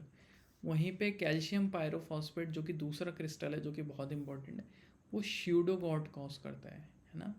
डिफरेंस ही है ये स्यूडो गॉट और गॉट में, ये क्रिस्टल का डिफरेंस है ना। क्योंकि पेशेंट प्रेजेंटेशन सेम टाइप की रहती है, दर्द हो रहा है, स्वेलिंग हो रही है, ठीक है, गठिया बोल सकते हो जिसे आप। तो इसका स्यूडोगॉट का दूसरा नाम है कैल्शियम पायरोफॉस्फेट डिपोजिशन डिजीज़, ठीक है। ये इसका दूसरा नाम है स्यूडोगॉट का, ठीक है, गॉट। ये डिफरेंस क्या है गॉट एंड स्यूडोगॉट में, सिर्फ ये क्रिस्टल का डिफरेंस है, बाकी कोई डिफरेंस नहीं है। ये दो तरह के क्रिस्टल जिससे क्वेश्चन बनेगा तो बनेगा, वरना नहीं बनेगा, ठीक है। कोलेस्ट्रॉल क्रिस्टल कभी कभी देखने को मिलते हैं आर्थराइटिस के केस में, ठीक है। तो ये तीन जो है मेनली इंपॉर्टेंट जो माइक्रोस्कोपिक एग्जामिनेशन में बता दिया। बाकी साइनोविल फ्लूइड जो है 3 ट्यूब में कलेक्ट कर सकते हैं, हेपेरिन वगैरह में, प्लेन में केमिकल एनालिसिस के लिए, स्टेराइल ट्यूब ग्राम स्टेन वगैरह के लिए, ठीक है। अगर जिसकी रिक्वायरमेंट है, ऐसा नहीं है कि हर टाइम पे सारी चीज़ों की रिक्वायरमेंट होती है ना। जिस चीज़ की रिक्वायरमेंट है उसके लिए हम उस ट्यूब में कलेक्ट कर सकते हैं, ठीक है। स्पेशल स्टेन्स भी होते हैं कुछ साइनोविल फ्लूइड एनालिसिस के, ठीक है। कौन कौन से, फ्लैट ग्लोब्यूलस के लिए मैंने बताया था आपको, ओवल फैट बॉडीज़ है ना, ओवल फैट बॉडीज़ उसके लिए ऑयल रेड वो स्टेन करते हैं। अल्जारिन रेडस कैल्शियम क्रिस्टल वगैरह होते हैं, कैल्शियम पायरोफॉस्फेट वो सब है ना। रोमानोवस की स्टेन में एली सेल्स यानी कि lupus erythematosus cell and Reiter cells. Basically ये क्या है, मैक्रोफेजेस टाइप के रहते हैं जिन्होंने अदर सेल्स को इनगल्फ कर लिया है खुद के अंदर, ठीक है, और उनके अंदर अदर सेल का मटेरियल पड़ा हुआ है, ठीक है। तो इस तरह के सेल्स होते हैं बेसिकली, ठीक है। तो ये साइनोवियल फ्लूइड एनालिसिस में ये कुछ इंपॉर्टेंट स्टेन्स हैं। अब बात करते हैं साइनोवियल फ्लूइड के बारे में, उतना काफ़ी था आई थिंक। स्टूल एग्जामिनेशन की ही बात करते हैं अब हम, ठीक है। तो स्टूल एग्जामिनेशन यानी कि फीसिस एग्जामिनेशन, ये जीआई ब्लीडिंग, लीवर और बिलियरी डक्ट के डिसऑर्डर या मेल एब्जॉर्प्शन सिंड्रोम या इन्फेक्शंस के बारे में इससे हमें पता चलता है, ठीक है। तो कलर एंड कंसिस्टेंसी से कुछ क्वेश्चन बनता है, जैसे कि ब्लैक या टैरी स्टूल आ रहा है तो अपर जीआई ब्लीडिंग है या फिर आयरन थेरेपी है, ठीक है। आप आयरन की गोली खाने लगो, देखना आपका स्टूल का कलर है वो ब्लैकिश हो जाएगा, ठीक है। रेड स्टूल आ रहा है यानी कि lower GI gastro intestinal tract bleeding हो रहा है, ठीक है। अपर जीआई लोअर जीआई में कलर का डिफरेंस। स्टीटोथेरिया बोलते हैं फैट मेल अब्जॉर्प्शन, यानी कि फैट आ रहा है आपका, फैट बॉडी एब्जॉर्ब नहीं कर रही है, पूरा का पूरा स्टूल में फैट आ रहा है। तो ये यहाँ पे इंपॉर्टेंट है, ये वाला पूछ सकता है। डायरिया पूछ सकता है, राइस वाटर डायरिया कोलेरा के केस में दिखता है, ठीक है, वाटरी फीकल मटेरियल मिलता है इसमें। रिबन लाइक स्टूल पूछ सकता है आपको, बॉवेल ऑब्स्ट्रक्शन के केस में देखने को मिलता है, ठीक है। म्यूकस वाला कम पूछता है, और क्ले कलर्ड या पेल ये इंपॉर्टेंट है सबसे ज़्यादा, ऑब्स्ट्रक्टिव जॉन्डिस के केस में ये देखने को मिलता है ना, ठीक है। तो ये इसमें कौन सा बताया मैंने इंपॉर्टेंट, ये वाला बताया, रिबन लाइक बताया, ये बताया, ये बताया, बस 4 इंपॉर्टेंट बताए, ठीक है। इस तरह की अपीयरेंस अगर है, कंसिस्टेंसी, तो ये सिग्निफिकेंट हो सकता है। स्टूल एग्जामिनेशन के केस में हम देखते हैं माइक्रोस्कोपिक एग्जामिनेशन इंपॉर्टेंट रहता है जनरली। सेलोफेन टेक्निक रहती है, उसमें क्या है, एग ऑफ एंटोरोवियस बर्मिकुलरिस टेस्ट किए जाते हैं, ठीक है। It is a kind of tape रहती है जैसे एनल एरिया पे चिपका के वहाँ पे एग्स का कलेक्शन किया जाता है बेसिकली, ठीक है। इनस ओपनिंग पे पेरिनियम जो होती है, पेरियनम, ठीक है। तो उस पर स्पेशल स्टेन्स में क्या रहता है, ट्राइकोम स्टेन रहता है वो ट्रोफोसाइट्स वगैरह के लिए, एएफ भी लेता है, क्रिप्टोस्पोरिडियम एंड साइक्लोस्पोरा कप के लिए, ठीक है। तो ये क्या है गाइस, ये एसिड फास्ट होते हैं, पता है, माइल्ड एसिड फास्ट ऑर्गेनिज्म होते हैं ये, ठीक है। एसिड फास्ट ऑर्गेनिज्म रहते हैं ये जो बताया मैंने, ये 3 जो है ना। राइट स्टेन करते हैं WBC के लिए, जो कि एक रोमानोवस की स्टेन है, ठीक है। अब डायरेक्ट वेट अमाउंट कैसे बनाते हैं, इन सब चीज़ों के लिए बनाते हैं। अगर उसमें कुछ नहीं दिख रहा है तो कॉन्सेंट्रेशन टेक्निक यूज़ करी जाती है, जैसे कि फॉर्मल ईथर सेडिमेंटेशन मेथड या फिर जिंक सल्फेट फ्लोटेशन मेथड। ठीक है, अभी बहुत ज़्यादा डिटेल में नहीं जाते हैं, बट अगर आपके पास टाइम हो तो ये चीज़ें थोड़ा बहुत पढ़ लीजिएगा, 1-2 लाइन, है ना। क्योंकि मैं अगर इंक्लूड करूँगा तो ये वीडियो बहुत लंबा खिंच जाएगा, क्योंकि उसका प्रोसीजर है, प्रिकॉशन है, लिमिटेशन है ना। तो सारी चीज़ें नहीं बता पाऊँगा इस लेक्चर में, क्योंकि उसके लिए स्पेशल बड़े बड़े क्लास लेने पड़ेंगे, है ना, जो कोर्स के क्लास होते हैं आपके। अभी जो है ये क्रैश कोर्स टाइप का क्लास है आपका। सलाइन वेट माउंट बनता है, देखो वेट माउंट नॉर्मल डायरेक्ट जो बनते हैं 2 बनते हैं। एक होता है सलाइन, उसमें क्या है, आपका स्टूल लिया आपने थोड़ा सा, है ना, और उसमें आपने सलाइन का ड्रॉप डाल के कवर स्लिप रख दिया। ठीक है, इस तरह से उसमें आपको ये दिख सकता है। ठीक है, आयोडीन वेट माउंट बनता है इसमें ना, for identification of protozoal cyst को देखने के लिए। आयोडीन वेट माउंट 2 तरह के वेट माउंट होते हैं। ठीक है, ये याद रख लीजिए। अभी यहाँ पे जो क्वेश्चन जहाँ से आ सकता है वो चीज़ लिखी है इसमें मैंने, तो FOBT लिखा होगा, फीकल ऑकल्ट ब्लड टेस्टिंग, पुराना नाम इसका गॉयक टेस्ट। कभी कभी इससे भी क्वेश्चन आ जाता है। It is used for early detection of colorectal cancer. ठीक है, इसमें क्या है, ऑकल्ट का मतलब होता है हिडन ब्लड, ऑकल्ट ब्लड मतलब हिडन ब्लड। बेंजिडेंट करके टेस्ट भी यही कहा गया है ना। इसी की तरह सारे टेस्ट इसी की तरह काम करते हैं, बस कलर जनरेटिंग कंपाउंड चेंज हो जाता है। ठीक है, Apt test for foetal haemoglobin, है ना, इन स्टूल। और एक स्टूल में है क्या है, आपका रेडियो आइसोटोप टेस्ट होता है, जिसमें 51 क्रोमियम जो आपका रेडियो आइसोटोप है वो GI ब्लीड के लिए यूज़ होता है। इसमें क्या है, हम ब्लड लेंगे, उसमें ये वाला रेडियो आइसोटोप कंपाउंड अटैच करेंगे, दोबारा डाल देंगे। ठीक है, अगर GI ब्लीड होगा तो आपका स्टूल में वो रेडियो एक्टिव कंपाउंड आ जाएगा, जिसे हम टेस्ट कर लेंगे। ठीक है, तो ये हो गया। Stool pH below 5.6 is characteristic of carbohydrate malabsorption. ठीक है, लैक्टेज डिफिशियंसी 5.6 के नीचे अगर pH है आपकी स्टूल की, ठीक है, नॉर्मल ये रहती है, तो आपको लैक्टेज डिफिशियंसी या कार्बोहाइड्रेट मेटाबॉलिज्म मेलअब्जॉर्प्शन के इश्यूज़ हैं। ठीक है, तो ये पॉइंट यहाँ पे इंपॉर्टेंट हो जाता है। तो ये सिंपल ग्वाइक टेस्ट है। इसमें क्या है, क्यूनोन करके एक ब्लू कलर का कंपाउंड बनता है। ठीक है, ये भी सिमिलर किस पे बेस्ड है, स्यूडोपरऑक्सीडेज एक्टिविटी। जैसे ब्लड के लिए जैसे यूरिन में भी वही है और उसमें भी वही है टेस्ट। ठीक है, जैसे मैं यहाँ पे दिखाता हूँ आपको, ग्वाइक टेस्ट प्रिंसिपल या फिर जो FOBT टेस्ट प्रिंसिपल है। हीमोग्लोबिन है हाइड्रोजन परऑक्साइड के साथ, बिकॉज उसमें परऑक्सीडेज एक्टिविटी है किसमें, हीमोग्लोबिन में, जो कि हमारे स्टूल में है। ठीक है, तो हमने वो डाला, O2 में कन्वर्ट हो गया। O2 ने ग्वाइक रिएजेंट को ऑक्सीडाइज कर दिया, जो कि क्यूनोन में बदल गया। क्यूनोन एक ब्लू कलर का कंपाउंड है। ठीक है, तो यहाँ पे ब्लू कलर का आपका यहाँ पे इंडिकेशन दे दिया, ये कंट्रोल है। ठीक है, ये तो दोनों सैंपल यहाँ पे 2 लगते हैं, तो दोनों पॉजिटिव है, ये नेगेटिव कंट्रोल है। ठीक है, तो this is how it works. तो क्वेश्चन सिंपल है, स्यूडोपरऑक्सीडेज एक्टिविटी से आएगा आपका। ठीक है, या फिर कभी कभी ये कंपाउंड पूछ लेगा, और कुछ नहीं, स्टूल एग्जामिनेशन में इससे ज़्यादा नहीं पूछता। ठीक है, और जो ये जो कार्ड मैंने दिखाया, इस कार्ड का नाम याद कर लेना ना, हीमोकल्ट कार्ड बोलते हैं इसे। ठीक है, तो इससे पूछ सकता है बाई चांस। तो स्टूल में जो चीज़ इंपॉर्टेंट है, FOBT है ना, क्रोमियम वाला मैंने बता दिया। ठीक है, अब बात करते हैं हम CSF एग्जामिनेशन की। ठीक है, यानी कि सेरेब्रो स्पाइनल फ्लूइड, जो कि ब्रेन और स्पाइनल कॉर्ड को एक तरह से उसके सराउंडिंग में फ्लो होता है। ठीक है, तो पहला इंपॉर्टेंट चीज़ है इसका, ये बनता कहाँ है, ये बनता है कोरॉइड प्लेक्सस में। वो क्या है, meshwork of tiny small blood vessel in lateral third fourth ventricle. Ventricles होते हैं ब्रेन में गाइस, है ना, उसका ये मैशवर्क है ना, जिसे वो नाम दिया कोरॉइड प्लेक्सस। प्लेक्सस मतलब मैशवर्क रहता है किसी भी चीज़ का। ठीक है, तो it is a colourless clear liquid. ठीक है, तो पहला क्वेश्चन यहाँ पे बन गया, कोरॉइड प्लेक्सस से बनता है। ठीक है, दूसरा क्वेश्चन है, रेट ऑफ प्रोडक्शन क्या है, 25 ml पर आवर, यानी कि 500 ml पर डे। ये थोड़ा लेस इम्पॉर्टेंट है। ओके, ये कम पूछेगा। टोटल वॉल्यूम जो है ये पूछ सकता है डेफिनेटली, 100 से 150 ml in adult and 10 to 60 ml इन न्यू बॉर्न।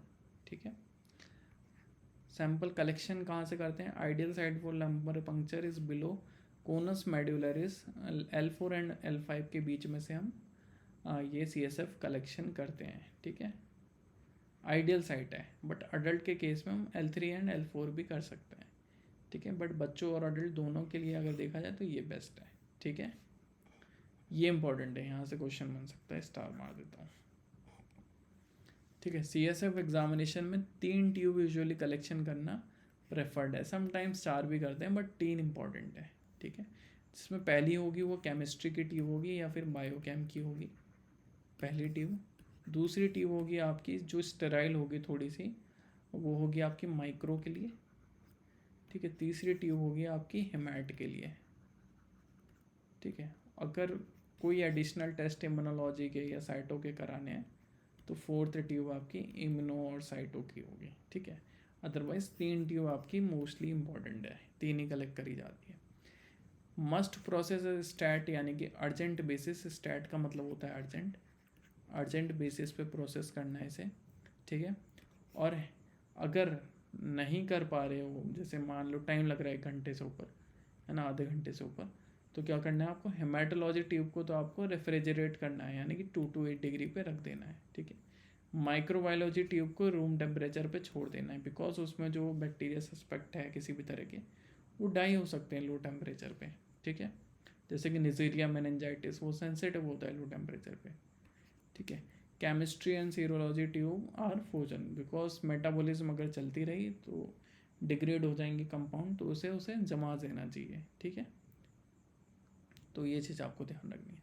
जैंथोक्रोमिक CSF अगर दिख रहा है तो वो जॉन्डिस के केस में दिखता है, ठीक है।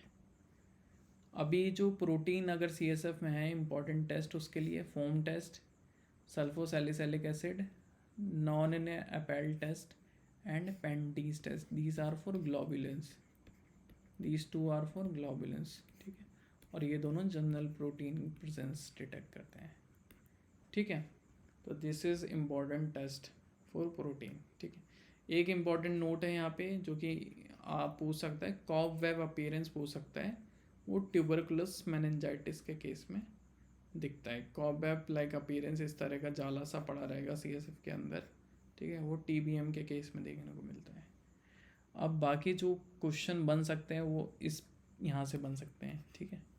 तो कलरलेस रहता है, अपीयरेंस क्लियर रहता है। ओपनिंग प्रेशर, जब CSF कलेक्ट करते हैं तो वो लोग आपका ओपनिंग प्रेशर चेक करते हैं, वो इतना रहना चाहिए, ठीक है। तो ये रेंज से क्वेश्चन रेयरली बनता है, नहीं बनता जनरली, बट पूछ सकता है, ठीक है। pH तो नॉर्मल जैसे ब्लड का रहता है वैसे रहता है। No clot form on standing, ठीक है, उसमें क्लॉट फैक्टर वगैरह नहीं रहते, बट अगेन इन्फ्लेमेशन या जैसे कि कुछ है आपका इंजरी हो गया और ब्लड उसमें लीक आउट हो गया, तो उसमें क्लॉट फैक्टर चले गए हैं तो बात अलग है, अदरवाइज नहीं बनता क्लॉट।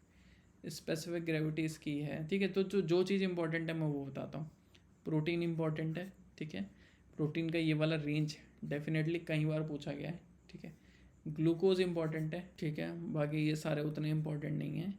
ल्यूकोसाइट इंपॉर्टेंट है, ठीक है। तो ये मोटी मोटी 2-4 चीज़ें बहुत ज़्यादा इंपॉर्टेंट है, बाकी पढ़ना तो पूरा ही है आपको एक बार, बट जो इंपॉर्टेंट है जहाँ से क्वेश्चन बन सकते हैं, ग्लूकोज से बन सकते हैं, ठीक है। पूछ लेगा ग्लूकोज का जो CSF में कॉन्सेंट्रेशन है और प्लाज्मा में कॉन्सेंट्रेशन है, उसमें क्या डिफरेंस है या क्या कनेक्शन है, ठीक है। इस तरह से पूछ लेगा। या प्रोटीन पूछ लेगा कि कितना नॉर्मल रेंज है, ओपनिंग प्रेशर पूछ लेगा, ठीक है। इस तरह का क्वेश्चन आपसे वो इस टेबल से पूछ सकता है। अब बात करते हैं अदर बॉडी फ्लूइड्स के बारे में, ठीक है। अदर बॉडी फ्लूइड्स जो कि मोटे मोटे थे, CSF, साइनोवियल, ये सब हमने कवर कर लिए हैं। फीसेस है ना, जो इंपॉर्टेंट है ज़्यादा, जिनसे क्वेश्चन ज़्यादा बनते हैं, ठीक है। तो अभी यहाँ पे टर्म्स देख लेते हैं। इफ्यूजन बोलते हैं abnormal accumulation of fluid in body cavity. कोई भी कैविटी हो उसमें अगर कुछ भी एबनॉर्मली फ्लूइड एक्यूमुलेट हो गया है तो उसे हम बोलेंगे इफ्यूजन, किसी भी तरह का इफ्यूजन। लंग्स में होता है प्लूरल इफ्यूजन बोल देंगे, ठीक है। तो उससे हम ट्रांसड्यूडेट और एक्सोडेट में बेसिकली क्लासीफाई करते हैं, ठीक है। इससे ज़्यादा इंपॉर्टेंट नहीं है। सीरियस फ्लूइड क्या होता है, fluid contained in pericardial, peritoneal और प्लूरल कैविटी, उसको बोलते हैं हम सीरियस फ्लूइड, ठीक है। अब देखो, पेरिकार्डियल फ्लूइड है जो सराउंडिंग करेगा हार्ट को, उस फ्लूइड को पेरिकार्डियल फ्लूइड बोलते हैं।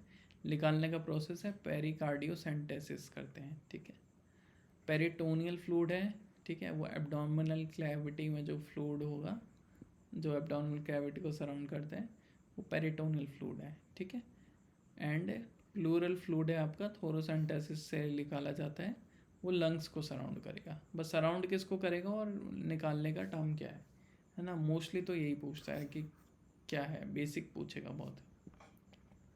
अब बात करते हैं हम सीमेन एग्जामिनेशन के बारे में, यानी कि जो हमारा, ठीक है, तो जो सेमाइनल फ्लूइड है या सीमेन है, उसको हम क्यों चेक करते हैं, क्यों हम उसके बारे में उसका टेस्ट लगा रहे हैं?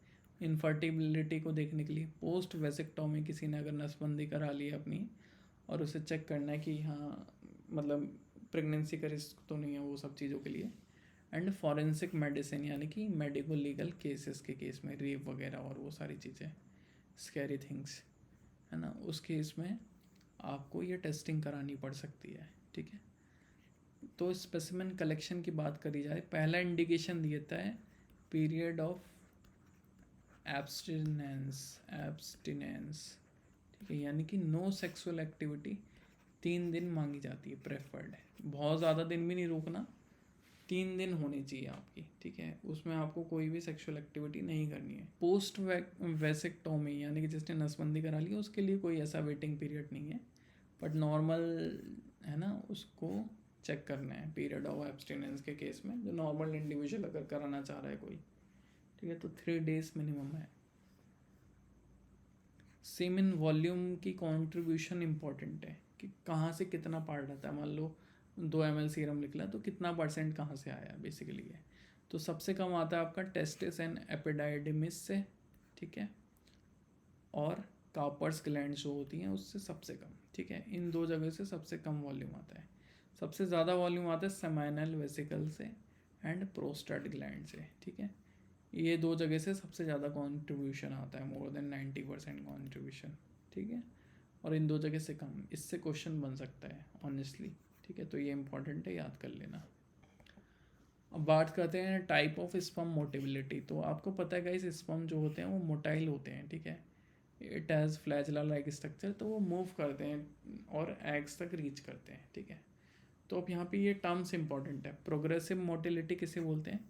अगर स्पर्मेटोजोआ या स्पर्म आपका एक्टिवली मूव कर रहा है बहुत ज़्यादा, जैसे यूँ सर्कल में इधर इधर कहीं पे भी जा रहा है ना, स्पीड चाहे कम हो चाहे ज़्यादा हो, मूव कर रहा है, यानी कि वो प्रोग्रेसिव मोटिलिटी है उसकी। नॉन प्रोग्रेसिव मोटिलिटी क्या है? किसी भी तरह के अदर, जैसे वहीं खड़े होकर हिल रहा है थोड़ा थोड़ा, या बहुत छोटे छोटे छोटे छोटे सर्कल में घूम रहा है, बहुत छोटे छोटे सर्कल में, ठीक है। तो all other form of motility with absence of progression, मतलब वो आगे नहीं बढ़ रहा है, वो लंबे सर्कल नहीं मार रहा है या लंबा दूरी तय नहीं कर रहा है ना। 25 माइक्रोन बोलते हैं, 25 माइक्रोन तक दूरी तय नहीं कर रहा है, कम ही कर रहा है, मतलब 2 माइक्रोन कर रहा है, 3 माइक्रोन, बस इतने पे रुक खत्म हो जा रहा है या रुक जा रहा है, इधर मुड़ जा रहा है ना। तो नॉन प्रोग्रेसिव मोटिलिटी बोलते हैं, एनपी, ठीक है। इमोटिलिटी मतलब नो मूवमेंट है, डाइट की तरह कंसिडर कर सकते हो। टोटल मोटिलिटी में इंक्लूड होता है प्रोग्रेसिव मोटिलिटी और नॉन प्रोग्रेसिव मोटिलिटी, ठीक है। फ्रक्टोज क्या है? सोर्स ऑफ एनर्जी है फॉर स्पर्म मोटिलिटी, ठीक है। फ्रक्टोज यहाँ पे इंपॉर्टेंट हो गया, ठीक है। तो अब जो क्वेश्चन बनेंगे वो स्टेबल से बनेंगे, नॉर्मल रीडिंग है बेसिकली ये, ठीक है। इसके आउट में कुछ भी जाएगा तो वो एबनॉर्मल कंसिडर किया जाएगा, ठीक है। तो जो वॉल्यूम है वो 1.5 ml से ऊपर होना चाहिए सबका, अदरवाइज़ वो इनफर्टिलिटी की तरफ बढ़ेगा, यानी कि वॉल्यूम कम है। पीएच तो नॉर्मल 7.2 के इर्द गिर्द रहना चाहिए, ठीक है। स्पर्म कंडीशन क्या होनी चाहिए? 15 इंटू 10⁻⁴ से ज़्यादा, यानी कि 15 मिलियन लगभग, उससे ज़्यादा होनी चाहिए, ठीक है। स्पर्म काउंट पर इजैकुलेट आपका इतना होना चाहिए। बेसिकली गाइज इसी तरह से आपके क्वेश्चन बनेंगे, ठीक है। तो ये टेबल याद कर लीजिए, जो भी इम्पोर्टेंट है मैं इसमें बता देता हूँ, ठीक है, क्या क्या इंपॉर्टेंट है। ये दोनों इतने इंपॉर्टेंट नहीं है, ठीक है, ऑनेस्टली, ठीक है। जो इम्पोर्टेंट है वो है आपका स्पर्म कंसंट्रेशन और total sperm count, morphology important है, वाइटलिटी, ये सारे इंपॉर्टेंट है। ये जो लगाया मैंने ये इंपॉर्टेंट है, ठीक है। और बाकी ये दोनों नीचे के इंपॉर्टेंट नहीं है, वॉल्यूम वगैरह याद करना चाहो तो इम्पॉर्टेंट है, ठीक है। तो यहाँ से कुछ क्वेश्चन बन सकते हैं, 1-2। बाकी जो जहाँ से क्वेश्चन ज़्यादा बनेंगे वो है स्टेनिंग ऑफ स्पर्म से बनेंगे, ठीक है। ईओसिन निग्रोसिन स्टेन, जैसे कि ये वाला है eosin nigrosin stain bright field microscopy में। जो वाइट वाला है वो आपका अलाइव है, ठीक है, जिंदा है। जो रेड पिंक है वो मर गया है, क्योंकि उसने अपना वॉल लूज कर लिया, इसलिए उसने स्टेन ले लिया है खुद में, ठीक है। ठीक है, बट वाइट वाला है वो एक्टिव है, ठीक है, तो उसने स्टेन नहीं लिया है। शोर स्टेन ये रहा, इस तरह से दिखता है। अब Pap stain 95% ethanol as a fixative use करते हैं, तो पैप स्टेन यूज़ होता है। एच और जिम्सा भी करते हैं। तो पूछ ले कि which is not for the sperm, और एक अलग सा दे दे इनमें से, तो आप प्लीज़ एलिमिनेशन लगा के उसे सॉल्व कर लीजिएगा। ये 5 स्टेन है जो स्पर्म या सीमेन के लिए हम करते हैं, ठीक है। अभी टर्मिनोलॉजी बहुत इंपॉर्टेंट सीमेन एनालिसिस में, ठीक है। जैसे नॉर्मोजोस्पर्मिया अगर लिखा आ रहा है रिपोर्ट में, तो all semen parameter are in normal limit, यानी कि सब नॉर्मल है, ठीक है। ओलिगोजूस्पर्मिया यानी कि 15 मिलियन पर ml से आपका स्पर्म कंसंट्रेशन कम है, इसलिए मैंने बोला वो टेबल इंपॉर्टेंट है, ठीक है। तो ये एजूस्पर्मिया मतलब क्या है, फ्लूइड तो आ रहा है, सीमेन तो है बट स्पर्म नहीं है, स्पर्म नहीं है। एजू एब्सेंट, ए का मतलब एब्सेंट। ए स्पर्मिया मतलब स्पर्म का जो एजैकुलेट है वही नहीं है, मतलब स्पर्म भी नहीं है, एजैकुलेट भी नहीं है। एजैकुलेट नहीं होगा मतलब आपका सीमेन नहीं निकल रहा है, ठीक है, ए स्पर्मिया। एस्थेनोजूस्पर्मिया में क्या है, स्पर्म की मोटिलिटी कम हो गई है, ठीक है। तो मैंने बताया था मोटिलिटी की रेफरेंस रेंज, वो टेबल याद कर लो भाई, है ना। मोटिलिटी पे मैंने वहाँ पे परसेंटेज लिखी थी, तो एस्थेनोजूस्पर्मिया बोलते हैं। टेराटोजूस्पर्मिया क्या है, spermatozoa sperm with reduced proportion of normal morphology, ठीक है। यानी कि 4% तक यहाँ वहाँ पे दिया था कि 4% से ज़्यादा आपकी नॉर्मल फॉर्म्स रहनी चाहिए, ठीक है। तो अगर वैसा नहीं है तो टेराटोजूस्पर्मिया है ना, बिकॉज आपकी एबनॉर्मल फॉर्म्स है। तो वो टेबल से ही सारे टर्म्स बने हैं और सारे क्वेश्चंस बनेंगे अगर इससे क्वेश्चन आया तो। अब है ओलिगो एस्थेनो टेराटोजूस्पर्मिया, इसका मतलब है कि जितने भी स्पर्म के पैरामीटर है वो सारे एबनॉर्मल मिले। ल्यूकोसाइटोस्पर्मिया है, मतलब ल्यूकोसाइटो मतलब बढ़ गया है, 1 मिलियन से ज़्यादा WBC पर ml ऑफ सीमेन में आपको देखने को मिली है, ठीक है।